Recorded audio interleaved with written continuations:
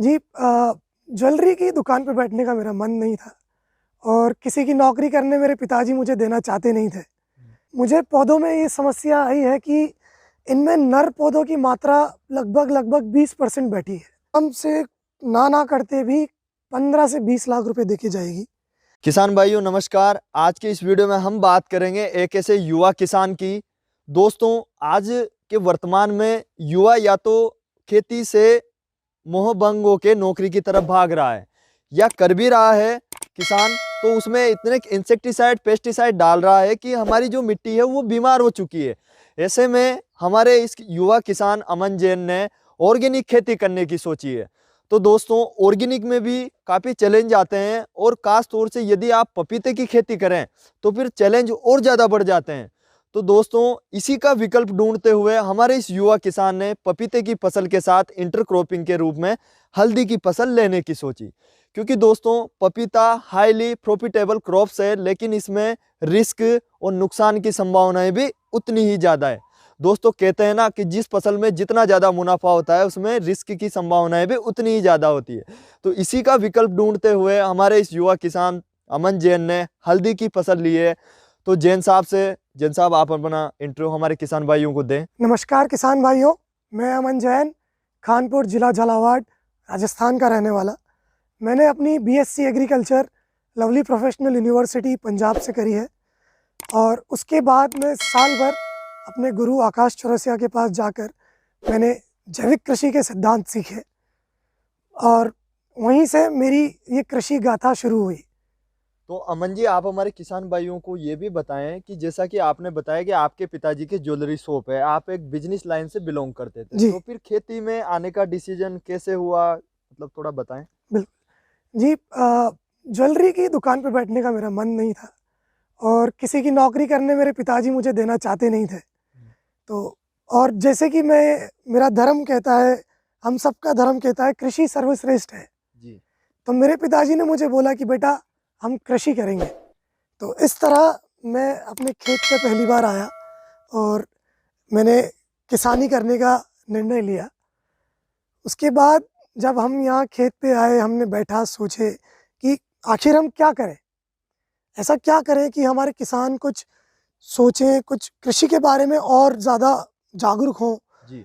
तो हमने एक पपीते की फसल ली और पपीते की फसल के रिस्क को जानते हुए हमने इसके साथ हमारी हल्दी और अदरक का एक इंटरक्रॉपिंग करा ताकि जो रिस्क फैक्टर है वो हम बैलेंस कर पाए। तो जैन साहब, आप हमारे किसान भाइयों को बताएं कि पपीते की आपने प्लांटेशन किया, इसके लिए आपने पौध कहाँ से ली और पौध में आपको क्या क्या समस्याएं आई, उन सब के बारे में आप हमारे किसान भाइयों को जरूर बताएं। मैंने अपने ये पपीते के पौध मुनिवर एग्रीकल्चर से लिए हैं। जी। ये गाज़ियाबाद का कोई कंपनी है, तो उनसे मैंने ये पौधा 25 रुपये प्रति पौधे की रेट में लिया है। और मुझे पौधों में ये समस्या आई है कि इनमें नर पौधों की मात्रा लगभग 20% बैठी है। जबकि ऐसा हम मानते हैं कि रेड लेडी 786 जो कि non you seed private limited की एक फेमस वैरायटी है, इसमें यही देखने को मिलता है किसान भाइयों की जो नर पौधे होते हैं उनकी संख्या 2% से भी कम होती है, या यूं माने कि बिल्कुल नगण्य होती है। तो इन्होंने बताया जैन साहब ने कि इन्होंने मुनिवर एग्रीकल्चर से प्लांट लिए और उनमें 20% तक नर निकले। दोस्तों, ये संख्या काफ़ी ज़्यादा है। किसान भाइयों, इन्होंने जून के माह में पपीते का प्लांटेशन किया था और उसके साथ ही इन्होंने हल्दी की शुरुआत की थी इंटरक्रॉपिंग के रूप में। दोस्तों, हमारे राजस्थान में अगस्त के महीने में हाईली रेनफॉल हुई थी, अतिवृष्टि। उसके कारण से इनके 50% के लगभग पौधे बरसात ले डूबी और जो 50% पौधे बचे वो या तो बरसात की वजह से झटका खा गए, जिनमें पीलापन और जड़ गलन कई सारी समस्याएं आ गई। फिर भी आज 7 महीने के बाद हम इनका जो बगीचा है 10 बीघे का, वो इस लेवल पे है। फिर भी बरसात के पहले जो इन्होंने 4000 पौधे पपीते के लगाए थे, उनमें से 2000 पौधे बचे थे। अभी फिलहाल इनके पास 1700-1800 पौधे हैं। अभी कंडीशन ये है कि ये पपीते से अपनी पूरी लागत निकाल सकते हैं और हल्दी की फसल जो इन्होंने इंटरक्रॉपिंग की है उससे ये बढ़िया मुनाफा कमा सकते हैं।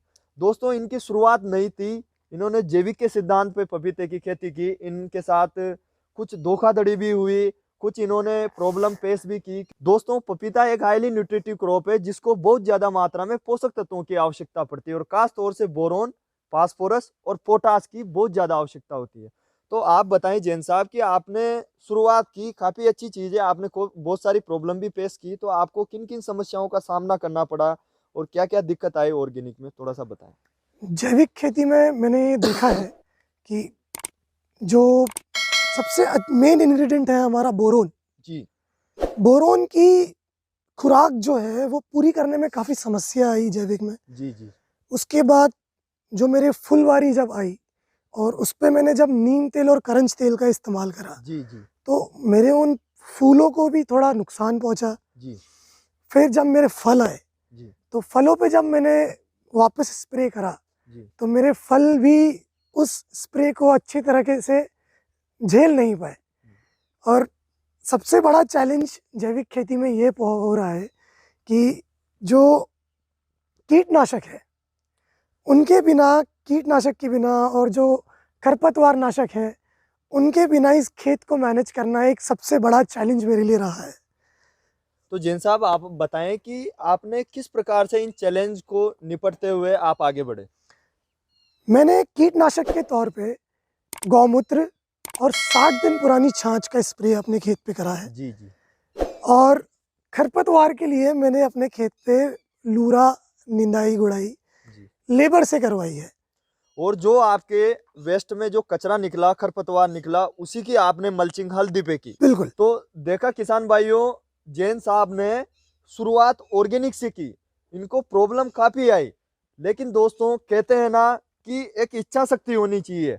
एक साल हो सकता है इनको। दोस्तों, जैन साहब ने जो शुरुआत है वो ऑर्गेनिक से की, इनको काफी सारी समस्याएं ऑर्गेनिक में आई, ये सीखे हैं, आगे बढ़े हैं। हो सकता है अगले साल इनको ये समस्या नहीं आए, कहीं से इसका विकल्प मिले। तो दोस्तों, ये बहुत बड़ी चीज है कि आप पपीते की खेती और हल्दी की खेती एक ऑर्गेनिक में करना, और मैं जैन साहब की जो इच्छा शक्ति है उसको सलाम करता हूं दोस्तों। लेकिन दोस्तों, यहाँ पे हम एक चीज ये भी जानते हैं कि पपीता, दोस्तों पपीते के बारे में यदि हम बात करें तो मार्केट में बहुत ज्यादा डुप्लीकेसी है।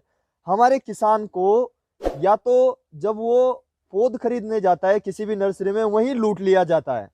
जैसा कि जैन साहब ने बताया कि 15 से 20% तक इनके नर पौधे निकले हैं। यह भी एक प्रकार की ठगी को ही दर्शाता है किसान भाइयों। तो मैं आपसे कहना चाहूंगा कि जब भी आप कहीं से पौध खरीदें, वो आपके नजदीक की नर्सरी हो, रजिस्टर्ड नर्सरी हो, या आपकी विश्वसनीय नर्सरी हो, या मैं तो यूं कहूंगा किसान भाइयों कि आप non you seed private limited की यदि आप रेड लेडी लगाते हैं तो आप सीधा कंपनी से ही सीड खरीदें, या उनका जो ऑथेंटिक डीलर है उसी से सीड खरीद के आप खुद ही पौध तैयार करें। तभी आप एक अच्छी पौध अपने खेत में लगा सकते हैं और एक अच्छा उत्पादन ले सकते हैं। तो जैन साहब, आप हमारे किसान भाइयों को बताएं कि जैसा कि 10 बीघे में आपने पपीते के साथ हल्दी लगाई, और जी। पपीते से ज्यादा कुछ नहीं तो लागत निकालने के बाद आप 10-20% मुनाफा तो कमा ही लेंगे। बिल्कुल। हल्दी से आपको कितना तो गीली उपज मिलने की संभावना है और कितनी सूखी उपज, और इसका मार्केट रेट किस हिसाब से रहता है? हल्दी से मुझे लगभग 1 बीघा में 15 से 20 कुंटल की उपज का अनुमान है। और गीली हल्दी का भाव अभी मंडी में मुझे लगभग 24 रुपये किलो मिल रहा है। 24 से 30 रुपये किलो, जी जी जो ऊपर नीचे होते रहते हैं थोड़े बहुत। और सूखी हल्दी का भाव अगर अपन देखें जो पाउडर बनाने के इस्तेमाल में जी की जी। जाती है, तो उसका भाव हमें 3 गुना ज़्यादा मिल जाता है। वो लगभग 150 रुपया किलो तक चला जाता है। अच्छा जी। तो 10 बीघे में हल्दी से इस रेट के हिसाब से आपको कितना प्रॉफिट होने की संभावना है? 10 बीघे में मेरा अनुमान है कि हल्दी मुझे आराम से ना करते भी 15 से 20 लाख रुपए देके जाएगी, जिसमें मेरा जो खर्चा है वो मात्र 2.5 लाख रुपए का रहा है। हल्दी प्लस पपीता, सिर्फ हल्दी 2.5 लाख रुपए। और पपीता का इंक्लूड करें तो? पपीते का इंक्लूड करें तो हम फिर 2.5 से 3 लाख रुपए और कर सकते हैं।